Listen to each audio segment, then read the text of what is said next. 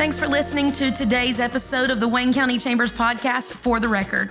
We want to say a special thank you to our sponsors, Sport Durst of Goldsboro, Goldsboro Builders Supply, and Professional Data Management. The Sport Durst team is ready to get you into a beautiful new Volkswagen. Offering open and honest pricing on every vehicle and service, Sport Durst of Goldsboro understands the value of your time and dollars. Providing quality building materials since 1953, Goldsboro Builders Supply is your premier destination for custom designs and excellent service to builders and contractors in Wayne County and surrounding areas. Professional Data Management offers specialized service and technologies designed to help you gain maximum reimbursements for the valuable services that your office provides. Another huge thank you to our in-kind sponsors, Daniels Furniture, University Lights of Goldsboro, and Johnson Carpet One, who together worked hard to make our beautiful podcast set what you see today. And for the record, we're glad you're here. Marlowe Ivey. Oh my goodness. You're here in the flesh. Thank you for having me. Man, thank you so much for being here. So tell us a little bit about who you are, your background, your family. Yeah, tell us. I want to know more about you. Okay. My name is Marlowe Ivey, and I am a fourth generation farmer from Wayne County. I'm also a local business owner with the Farmers Ace Hardware on 111 in the Elroy area. So my family has been farming in Wayne County since the 1800s. My grandfather was a row cropper and a chicken farmer, and my dad and my uncle were pig farmers until recently. And I've kind of taken over their side of the business on the farming aspect, and we had an opportunity to actually develop some farming land and build a hardware store in Wayne County. So I'm just a Wayne County girl. Yeah, full on and an entrepreneur. I mean, so let's talk about the Farmers Ace hardware store, because that is new ground, really. Yeah. Still pretty new. It's new in my brain. Very new. How old is it actually? Well, the concept actually started in March of 2019, but unfortunately the pandemic and everything happened. So we actually opened the hardware store in March of 2022. So we are fairly new hardware store. Very new, actually. In the hardware store world, we are a baby hardware store. A baby, a little tiny infant We're hardware an infant store. hardware store. Yeah, and I remember the ribbon cutting, and I just remember going in the store. And if you're a fella like me, going into a store like that, I get emotional. It is definitely a guy's candy shop, I would say. But we actually have a lot of women shoppers as well. Actually, like 60% of our shoppers are women. But it definitely caters to men. They love a hardware store. Yeah, because you guys have grills, like a bunch of different kinds of grills. You got stuff you can grill with, stuff you can grill on. You got knives. And let me tell you, these knives, can we talk about the knives just a second? Yeah, absolutely. Now, you've got like two different sets of knives that are very, I think, cool. You've got the knives for your food preparation, which are fancy, schmancy, I like to say. And then you got like knives that, it seems like every time I go into a store, it's got these knives just that you can buy to put in your pocket. Yeah, we do I seem to walk away with one. We do a lot. We have a knife case, and we do a lot of knife sales. I mean, like Spyderco's and case knives and several different working man knives, I would say. And it's just, I feel like we have a very diverse case of knives. A lot of specialty knives, a lot of knives that you wouldn't find just anywhere, which has been a plus for us. And our customer base has requested those types of knives. So we have actually started a knife sharpening business as well at the Ace, where you can bring in your kitchen knives and we'll sharpen them for you. Sure. So our knife business and catering to, culinary people is a little niche for us over there at the Ace. So it's been an interesting, we didn't originally open the Ace and actually have the knives in there. That business has kind of grown as we've seen our customers come in and ask for those kind of specialty items. Yeah. That's cool. And you have a whole section of lawnmowers. And yes. You talk about the brands and some of the stuff you have over there. The lawnmower section and our power equipment section came after the concept of the ACE as well. We just expanded over into the Flex Ace beside the ACE, and we are a full dealer for Exmark mowers, zero-turn mowers. We're also a full dealer for Echo products, and we have a full-time mechanic. Okay, right there. See, when you say those words together, say that again. A full-time mechanic. Oh my gosh. Small engine too. They're hard to find. I mean, look at that. Oh, So- I mean, I get warmth feeling in my heart because some of us love these things, but I don't know the first thing about how to fix a thing. Oh yeah. Like I can't fix my own mower, but whenever it messes up, who do I call? Where do I go? What do I do? Right. We're your one-top shop. We service it. I love that. You can buy it, and we're a seller and a service. So you can bring your trimmer, or I call them weed eaters, Yes. but I mean, you guys have all of that. Yes. And Yes. a person to fix all of that. Yes. That We have is a awesome. very good mechanic, and that side of the business is new to me. And as a hardware store in general is new for me. I never knew you could know so much about a toilet. But opening the store has been a very humbling experience for me, just as a community member of Wayne County, and getting to know my community members and my regular customers. That's been the biggest part that I've loved about opening the store, and the opportunity to expand into the service department for the mowers and the Echoes and do the power equipment. It's been a great opportunity for the county and that side of town. So. Yeah, and just a great way to shop local. I mean, Yes. I don't know that there's anything that you might normally go and purchase at a larger box store that you could not purchase there Right. for any of your... Yeah, I mean, we're not a Lowe's, but we're also a family-owned and operated company. And a lot of Ace brand is actually not a franchise. You buy into a co-op. So a lot of the Aces that you see nationally are family-owned and operated companies. So that allows us to kind of create a niche for what our customer needs in our own community.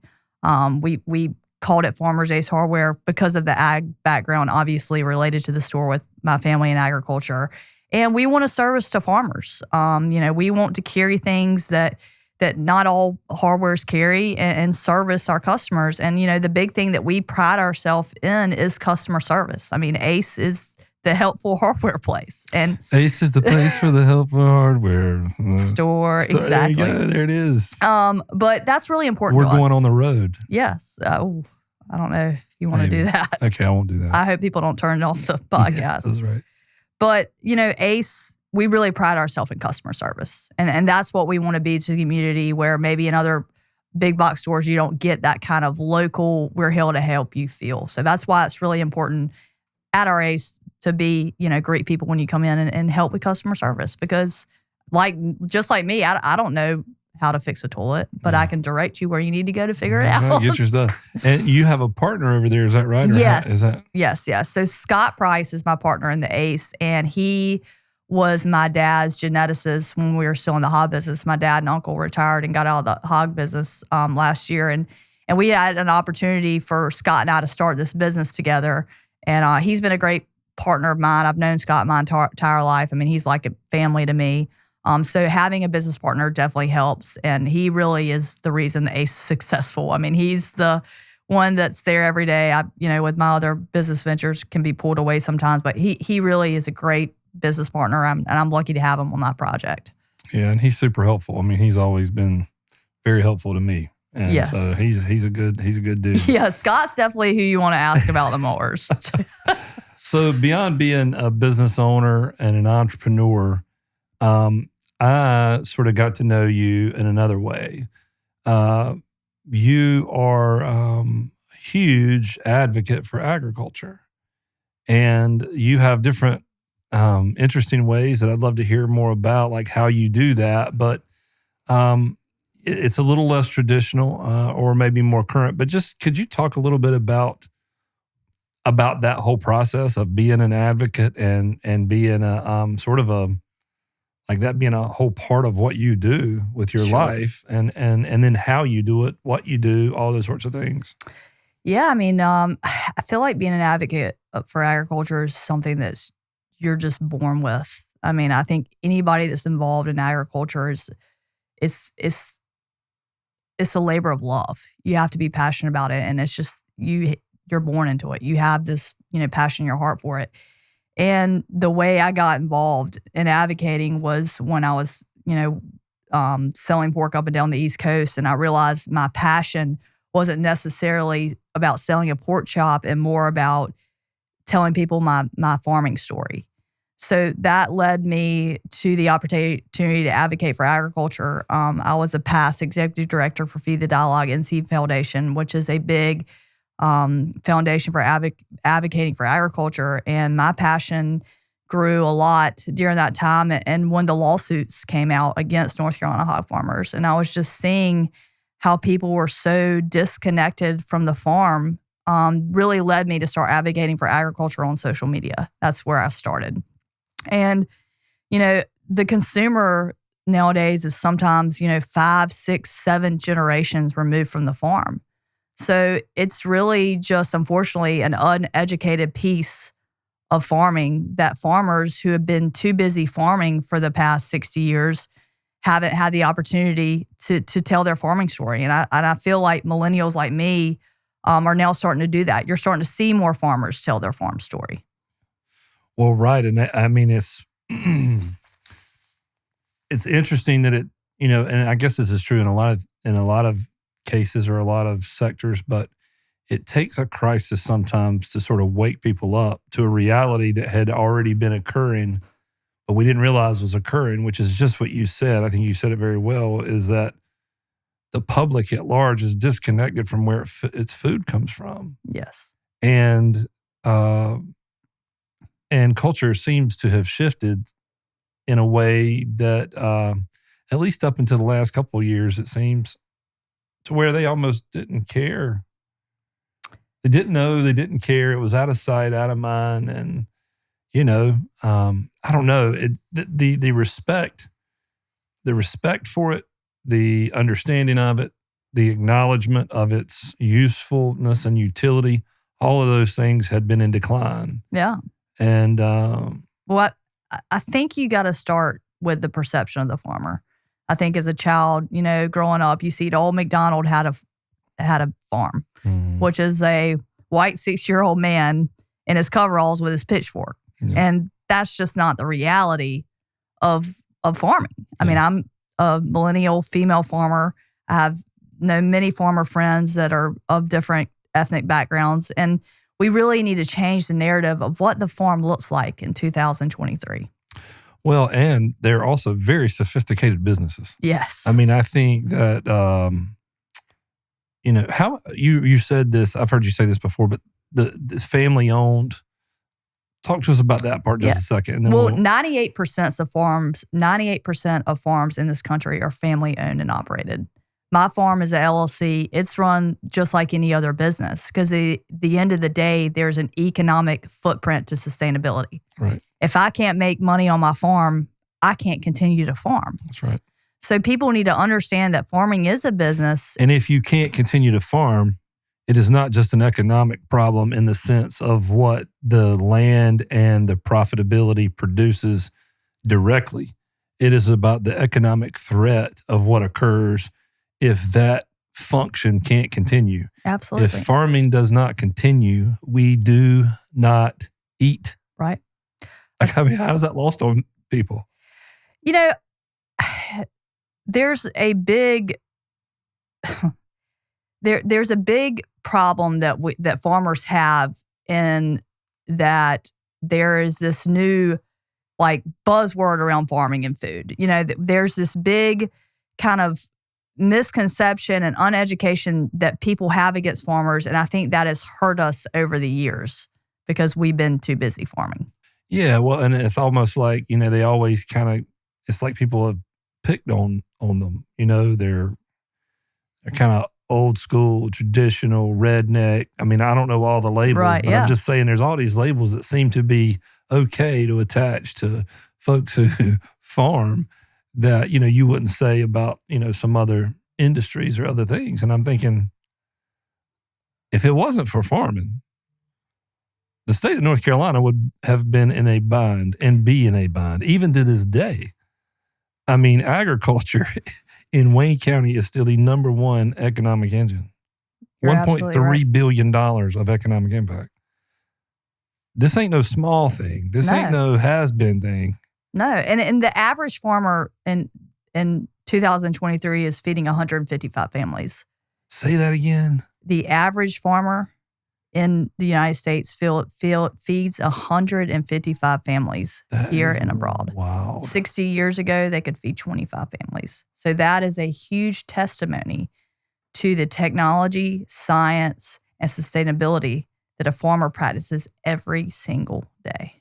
Yeah, because the advancements in technology and in this space have been, astronomical. Yeah, I'm not farming the same way my dad was 40 years ago. I'm just not. We've evolved in technology. We have lots of resources through the universities, and we have taken advantage of that as farmers. So I think that is how farming has changed in a lot of ways. And I think when people talk about, sometimes it seems like what I hear is it's dirty or it's stinky or all those things. Who in any line of the economy or any sector of the economy utilizes everything the way a farmer does? I mean, you think about the use and the reuse and the multiple efficiencies that you are layering just to execute, what you do every single day. I mean, how waste is managed, how feed is managed, all of these things are, you talk about sustainability, you talk about being one with the land, you talk about trying to make the most of, talk about that a little bit. Yeah, farmers, in my opinion, were one of the first environmentalists. Everything in a farmer, and I'm talking specifically to pig farming in North Carolina, is a recycle system. People talk a lot about our lagoons and the waste on our farms, but it's actually not waste. It's fertilizer that we apply back into the land. And we don't just get to apply when we want, how we want to, how much we want to want, when we want. We work with NC State Extension. We do soil tests. My center pivot is calibrated. We are state inspected. There's a lot that goes into all that, and it's all a recycle system that I'm putting back into the crops that is being harvested to feed my pigs. It's amazing.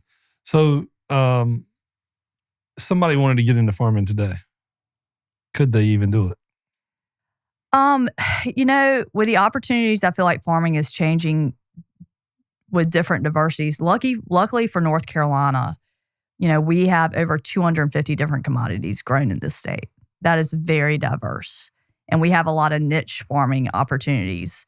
And there is great opportunity to get a first-time farmer loan and start farming in North Carolina. And a lot of younger generations, some are coming back, but some aren't. And farmers that have older generations are having to make some tough decisions about what to do with those farms. Well, the reason I asked that is because, because of just what you were kind of alluding to, used to, these things were generational and just passed down. But if that's not going to happen and you're left with this land in this situation, what's your alternative?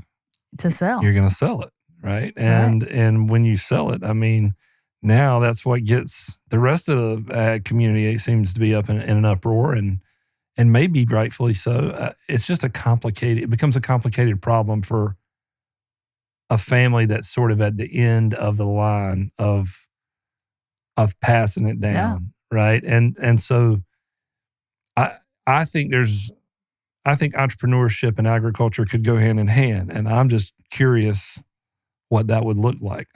For me? Well, anybody. If Scott Satterfield wanted to create an LLC and have a farm, do I have to buy somebody else's farm? Can I create one? I guess I'd have to have the land, right? But right.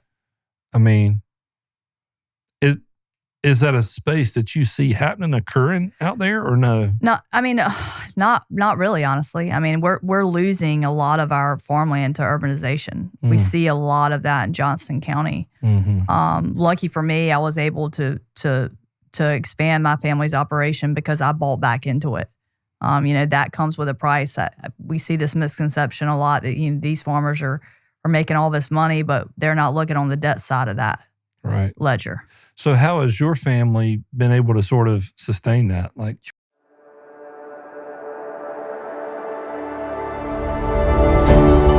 Sport Durst Volkswagen Mazda of Goldsboro is proud to support Wayne County Chamber of Commerce. Family owned and operated, Sport Durst knows the importance of keeping local money local and supporting the community. We put our customers first with the area's best pricing, best trade-in value, and best selection of new and pre-owned vehicles. Come experience the Sport Durst difference, where customers and community come first.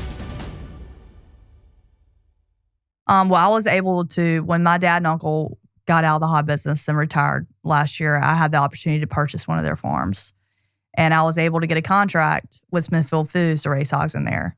I was also able to buy another piece of property there and build a turkey farm where I'll be raising turkeys for Butterball. So when my dad and uncle decided to retire, I was the only one that really had the passion to stay in it of the family. And I had to look at the options I had and diversify. Nice. And that's what farmers are having to do now when it comes to, they have to diversify their farms to stay in it. So the turkeys, is that Select Genetics? Is that who, or is it straight Butterball? I'll grow for Butterball, but the poults that will go to my farm will be from Select's hatchery. Okay, I see. Perfect.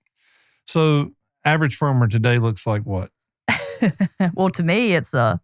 they don't look like this, I don't think. I've seen a lot of farmers, and they don't look like you. Well, the average farmer today is 65 years old.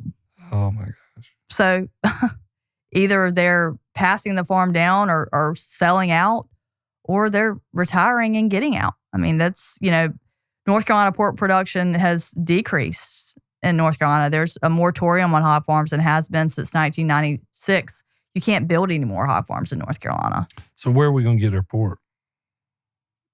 That's a good question. That's what I'm here for, I'm here for the good questions. Well, we are still one of the largest pork producing states in the country. So, we don't import a lot. There's a big misconception that our pork's coming from China. China makes enough pork. We don't buy pork from China. Everything in pork here is raised in the United States of America. But people, are under this misconception because Smithfield is owned by the Chinese, but they don't understand it's a public traded company. Like, you can own part of Smithfield. I can own part of Smithfield. Right. But there's huge misconception that it's, this huge Chinese company when it's a publicly traded company. Mm-hmm. That doesn't. Right. I hear that. So, but the pork you go into the grocery store and buy is farmed in the United States of America. Right. I guess I'm thinking about if you're not allowed to do more, if there's a moratorium, the 10-year outlook, the 20-year outlook is what? If it doesn't get passed down, what happens? You got a business. Yeah, that is scary. And we lose an economic footprint. North Carolina pork production has 5,000 jobs associated with it. Yeah. We have the largest plant in the United States here. It's a very important economic footprint. If we ever lost it, it would be detrimental to our economy. 100% detrimental. 100%. So let's talk a little bit about the nuisance lawsuit stuff. I know you've talked about that. I've heard you talk about it before. And I think at least the folks in this room share that sort of general disposition around what happened there. But could you explain what occurred? Sure. And explain why it is a threat? Yeah. Well, obviously anybody can sue anybody for anything these days. And a lot of people do have frivolous lawsuits. And that what it was for North Carolina pig farmers because we got sued for following the rules. We didn't get sued because we were doing something wrong and we didn't get sued to change any kind of problems that these people had with the hog farms. Because they weren't asking for it. They didn't ask you to change. No, they did. They offered to change every complaint that they had in those nuisance lawsuit, and they said no, we wanted money. So, I mean, how else do you look at that? And when you have an out-of-state attorney from Texas whose house is on the front of Architectural Magazine or Architectural Digest magazine coming down here and promising a narrative that what you're going to get out of it is a golden ticket, you're going to take it because, he's targeting community members of low income and maybe, and causing a divide within those communities. That's what's so upsetting to me when it all happened is, they came down here and came to areas where people have been getting along just fine for years and created a divide where people were fighting at the local grocery stores over it. And then farmers lose their farms over it. I mean, it was a really tough pill to swallow when you have somebody filing a lawsuit against you for no reason at all other than the fact that you're farming. Right. I mean, that's the thing that's so frustrating, I think, to me is that those folks weren't doing anything different than they were doing 20 years ago. Right. They were doing 50 years ago. It's just all of a sudden that somebody somewhere decided, I don't like the smell now.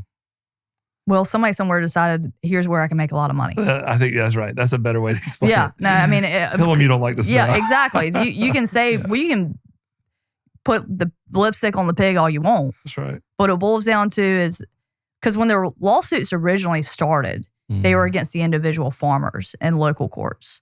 Well, those big law firms in Raleigh and Charlotte and Winston-Salem realized that they weren't going to get any money from these farmers because we don't have any. But so they dropped the lawsuits. Well, then the lawsuits got picked up and pushed into federal court, and they're suing Smithfield. That was the whole narrative. You're not suing the farmers, you're suing Smithfield. And they were convincing these community members to sue Smithfield. But they weren't suing Smithfield. They were suing the farmers, and the farmers in turn lost their contracts with Smithfield. So they put those farmers out of business. Like Joey Carter, for instance, there's a documentary you can watch on his story on Netflix and Prime Video. But his story is, I mean, heartbreaking.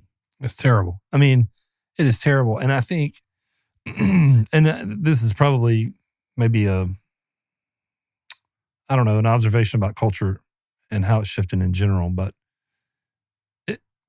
we're talking about something that has been here for as long as Wayne County's been here, for as long as the state's been here. Like, this is just, it's not just a business. It's a way of life. Sure. Like, it is the way people have organized communities. And in many ways, agriculture paid for, supported, whatever you want to say, particularly in rural parts of this state, but even in the urban parts of this state. If it had not been for this land, if it had not been for these producers, we would not have what we have. You're absolutely right. And the funny thing about the lawsuits, it's not funny, it's disturbing, is what was allowed in the courtroom. I mean, the juries weren't even allowed to go visit a farm. They couldn't even go. And then the farmers were under a gag order. And then the judge allowed for a pig painted brown and black to be wheeled in, like fake pig to be wheeled in and sat in the courtroom in front of the jury. I mean, I sat in during the lawsuits. I sat in many different, or the courtroom with many different, daily observations of what was going on. And it was such a just misjustice of the justice system against us that it literally breaks my heart to think about.